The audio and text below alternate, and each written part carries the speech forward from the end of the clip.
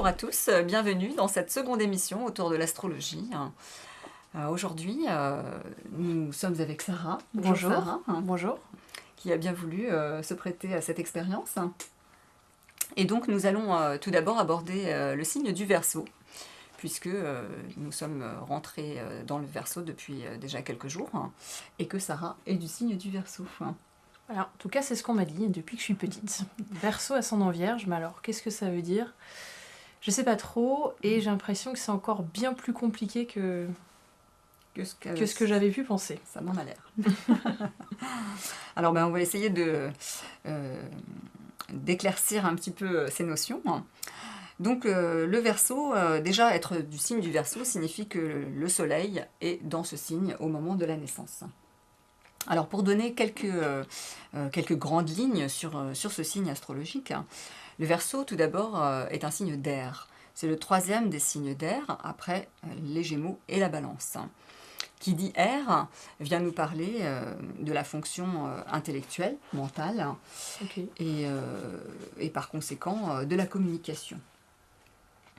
Avec les signes d'air, on est aussi dans une certaine légèreté, une certaine ouverture d'esprit. Et puis le Verseau, alors pour comprendre les signes en général, c'est vraiment important de les situer par rapport à leur place dans le zodiaque. Le Verseau, c'est le 11e signe, il se situe entre le Capricorne et le signe des Poissons. Donc il est plus vers la fin du zodiaque. D'accord, je pensais qu'il était au début. Eh bien pas du tout, c'est le 11e signe. Donc il va faire partie de ces signes qu'on va plutôt connoter en termes social. Autant les 6 premiers signes vont nous parler de la construction du moi et vont vraiment se rapporter à l'individu dans sa conscience d'être quelqu'un à part entière. Okay. Autant à partir du, on va dire, 6e signe, 7e signe, Vierge et Balance, on est vraiment plus dans l'aspect de socialisation et dans la conscience collective. Et c'est progressif? Alors en fait, c'est plus symbolique. Ça ne veut pas dire, par exemple, que quelqu'un qui est du signe du Taureau n'a aucune conscience collective. C'est pas ça que ça vient dire. Mais simplement que, suivant effectivement la phase dans laquelle on se situe au niveau du signe, on va être plutôt concerné par une phase plus égocentrée ou plus portée vers la collectivité.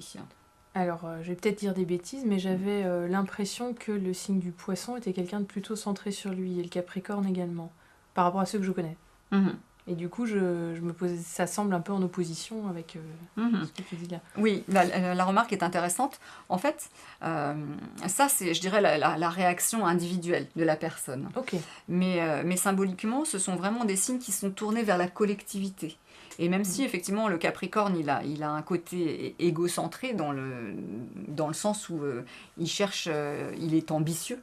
Il cherche à construire quelque chose, il cherche à avoir une fonction, mais dans la société. Il se situe dans la société, dans le collectif. Alors que le Bélier, par exemple, lui, sa dynamique, c'est d'être dans l'action, mais pour lui, ça lui fait du bien, ça lui fait plaisir, il a un idéal, il a un objectif, il y va, il part dans cette action, mais il ne va pas forcément se mettre en rapport avec la collectivité. Okay. Ou en tout cas, à ce qu'on pense de lui, par exemple, il s'en fiche. Alors, très égoïstement, je vais revenir vers moi, parce que du coup, j'aimerais en savoir un peu plus. Oui. Alors donc, par rapport au signe du Verseau, je termine juste sur... c'est vraiment des généralités, bien sûr, il y aurait beaucoup plus de choses à dire. Mais ce qui est important, c'est...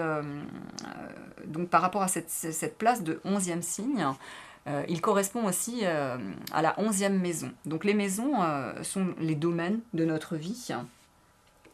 Pour donner une explication, on va dire, simple et compréhensible, le signe, en quelque sorte, c'est le costume que va revêtir la planète. Donc la planète, on peut la considérer comme un acteur au sein du thème. Okay. Et donc le signe, c'est son costume. On va dire quelle coloration elle a, quelle énergie elle manifeste. Enfin, sous quelle forme en tout cas. Tandis que la maison, c'est vraiment le domaine. Un domaine de vie. Voilà, tout à fait. Et donc il y a 12 maisons. Voilà, 12 signes, 12 maisons où il y a une correspondance à chaque fois. Donc les noms des maisons sont les mêmes noms que les noms des signes. Alors, c'est pas exactement ça, mais on va dire qu'il y a une correspondance de sens, hein, c'est ce que je vais montrer en particulier avec le Verseau, hein. Dans la mesure où, effectivement, le signe, on va dire que c'est le costume, hein, et la maison, c'est le décor, c'est l'environnement, c'est le contexte.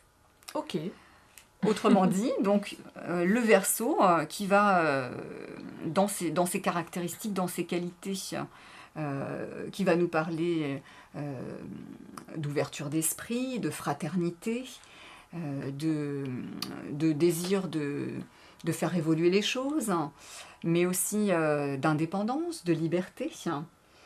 Donc, au niveau de la maison correspondante, la 11e maison, on va y trouver tout ce qui concerne l'amitié, mais aussi les projets, et particulièrement les projets de changement au niveau professionnel. Ok. Puisqu'il y a cet aspect, effectivement, de désir de nouveauté et de faire évoluer les choses. Les signes d'air ont besoin de mouvement. Ok. Les 3 signes d'air, de toute façon. Alors après, effectivement, il y a ce mouvement de la pensée qui est important, cette caractéristique du mental qui est très active chez les signes d'air, mais qui va se retrouver physiquement. Où le signe d'air, il a besoin de sortir, il a besoin de bouger, il a besoin de sentir que son corps est en mouvement. D'accord. Mais qui n'est pas du tout le même mouvement du coup que le bélier c'est différent, qui bouge. C'est différent, c'est le feu, c'est le feu de l'action et pas forcément de la réflexion. Ok. Donc tu as parlé des qualités. Oui. Est-ce qu'il y a des grandes lignes de défauts aussi qui sont émises dans les thèmes ?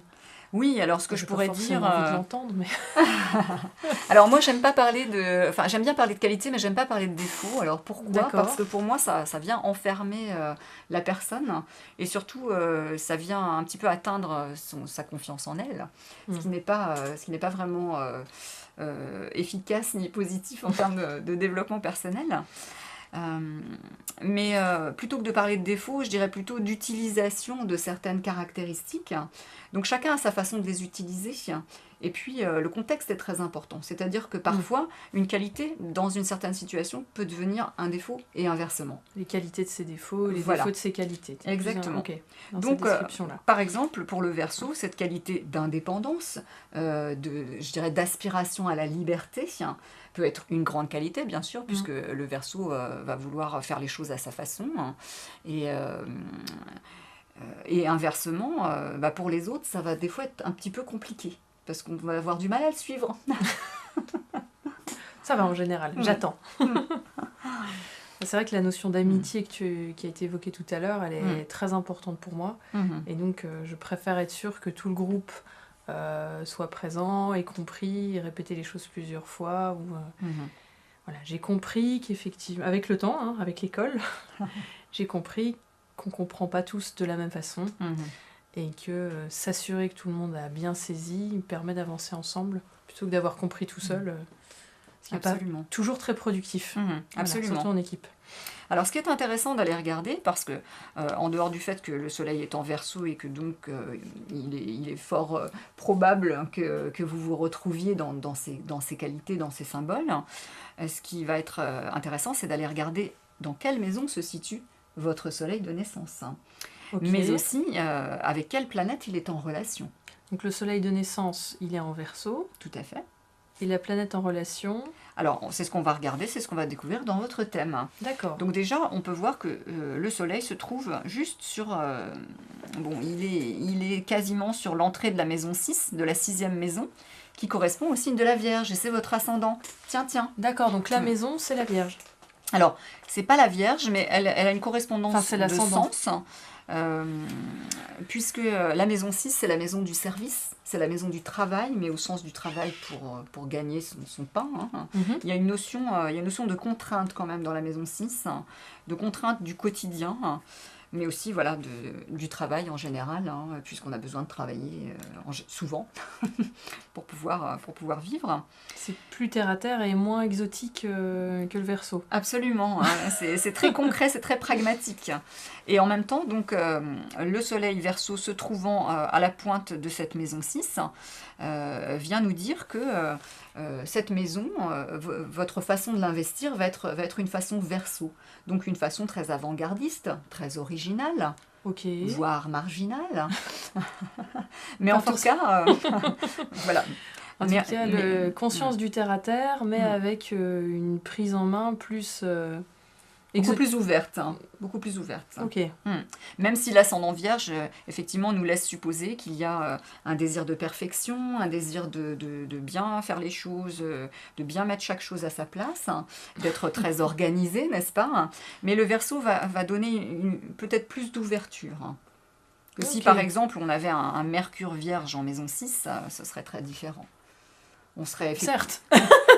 On serait toujours dans une forme de technicité, mais beaucoup plus attaché aux détails, par exemple. D'accord. Ce qui est important, c'est que ça tourne et que ça tourne, que tout le monde comprenne pourquoi ça tourne comme ça. En fait, pour moi, c'est ça qui est important. Oui, parce que encore une fois, cette notion de collectivité, elle est importante. Le Verseau va vraiment trouver sa place au sein de la collectivité. Il se définit fondamentalement par rapport à cette fonction qu'il va occuper dans un groupe ou dans la société en général. Avec une originalité. Évidemment. Donc là, on peut voir que ce Soleil, il est en lien avec d'autres planètes dans le thème. Donc il est en lien avec Jupiter et Uranus, qui sont ici en maison 4. Alors, ils sont en lien comment? Alors, en fait, sont de l'autre côté. on a un aspect de 60 degrés qu'on appelle un sextile. Vous voyez ce trait bleu ici. C'est le trait bleu qui est là en dessous. Voilà. Et puis, un autre lien qu'on appelle un carré, donc un aspect de 90 degrés avec la planète Saturne. Et donc ça, c'est quand on pose au niveau de la roue. Ensuite, vous posez les traits en fonction justement de ces règles d'angle. Tout à fait. Et ça nous donne une indication. C'est ce qu'on appelle les aspects. Mais du coup, quelqu'un qui est sur le signe ici au-dessus, il va toujours avoir son angle qui tombe au même endroit. Enfin, alors, ça dépend de la position des planètes. Parce que les planètes, là, elles sont réparties d'une certaine façon au moment de votre naissance. Donc mais ça va être différent pour chacun. La répartition, elle est là. La répartition, on voit c'est ici, celle qui est à l'extérieur. Ce sont tous ces symboles colorés ici, ce sont les planètes. De naissance. Donc, voilà, qui se répartissent. Donc le trait rouge n'est pas lié... Donc là, on est vraiment sur un aspect géométrique. Non. La roue interne, elle est fixe. Et voilà. La roue, elle mesure 180 degrés. Donc, suivant la position de la planète, ici, la Lune, elle est à 21 de la Vierge. Donc, elle va être en opposition avec cet astéroïde qui est à 20 degrés en face. Mais elle va aussi être en carré avec Neptune qui est à 28 degrés. Parce que ça forme un aspect de 90 degrés. Et donc, la mouvance des traits... En fait, les angles des traits est finalement la procédure, mais les mouvements des traits ne sont pas liés à la roue, mais sont liés à la position des planètes, qui est du coup externe et qui du coup est toujours différente. Absolument. À moins d'avoir quelqu'un qui est né dans le même hôpital que moi le même jour à la même heure. Oui, ou d'avoir une sœur jumelle, ça peut arriver. Qui naissent pas à la même heure. Oui, mais bon, il y a peu de différence quand même. Alors oui, c'est très important, cette notion d'aspect, parce que, comme vous le dites très bien, les planètes, elles ne restent pas à la même place, elles vont bouger, et c'est pour ça qu'au cours de la vie, on va pouvoir aller regarder ce qu'on appelle les transits. Les transits, qu'est-ce que c'est? C'est le passage des planètes autour du zodiaque, et en particulier par rapport à notre thème natal. D'accord. Voilà, comme par exemple la planète Pluton en ce moment, elle est dans le Capricorne, donc elle transite ici sur Cérès de votre thème natal. Alors qu'est-ce que c'est Cérès? Alors, parce que Pluton, j'ai une idée, j'ai appris à l'école, mais Cérès, j'ai jamais entendu. Alors Cérès, c'est un astéroïde qui est reconnu par un certain nombre d'astrologues comme étant maîtresse du signe de la Vierge. Alors, qu'est-ce que ça veut dire maîtresse d'un signe? Alors, oui, j'en avais parlé lors de la première émission. Non, il n'y a pas de souci. C'est que chaque signe, en fait, a une sorte de pilote, donc une, voire deux planètes, qui vont maîtriser, on va dire, son énergie générale. Parce que entre la symbolique de la planète et la symbolique du signe, il y a vraiment il y a un écho très fort, il y a une correspondance qui fait que les anciens ont posé comme codification certaines planètes qui sont maîtresses de certains signes. Mais alors du coup, Xérès n'est pas la maîtresse de mon signe, mais la maîtresse de mon ascendant. Absolument, donc elle est très importante, parce que quand on va étudier le thème, on va aller regarder le maître d'ascendant, autrement dit Cérès. Bon, il y a aussi Mercure, et d'ailleurs ils sont conjoints, Ils sont conjoints parce que là, ils sont placés l'un très à proches. côté de l'autre. Ouais, ils sont très proches. Ils sont à moins de 10 degrés, donc c'est ce qu'on appelle une conjonction. Donc ils vont vraiment avoir une signification particulière que malheureusement nous n'aurons pas le temps de décrypter aujourd'hui. Bah, c'est pas grave, je reste après. Avec plaisir. Donc voilà, déjà pour un premier débrief à partir du signe du Verseau. Mais après, évidemment, vu le nombre de planètes et d'aspects que l'on trouve dans le thème, il y en a encore beaucoup à dire. C'est certain que pour retrouver exactement la même, j'allais dire conjonction de coordination, mais c'est pas le bon thème. Je pense qu'il doit y avoir quelques millénaires qui passent de retrouver la même chose. Tout à fait. Alors en même temps, il y a ce qu'on appelle des transits qui reviennent, des cycles planétaires. Par exemple, Mars, la planète Mars, met 2 ans pour faire le tour du zodiaque. Donc tous les 2 ans, elle repasse sur votre Mars de naissance. Et là, c'est un nouveau cycle par rapport à cette planète. Et donc elle donne une autre énergie, d'autres tendances. Disons que ça relance le cycle, ça vient faire un rappel aussi sur le Mars de naissance. Ce Mars en Poisson, qu'est-ce qu'il vient nous dire? Il est en maison 7, dans la maison du partenariat. Il a déjà, je dirais, une symbolique particulière à la place où il est. Donc quand Mars revient dessus, c'est un peu une relance, vient restimuler ce programme de départ, si je puis dire. Ok. Donc en tout cas, ce sont des grandes tendances, c'est si je comprends bien, c'est pas des absolus, c'est plutôt des éventails de probabilités et de possibilités. Ce sont des potentiels. Okay.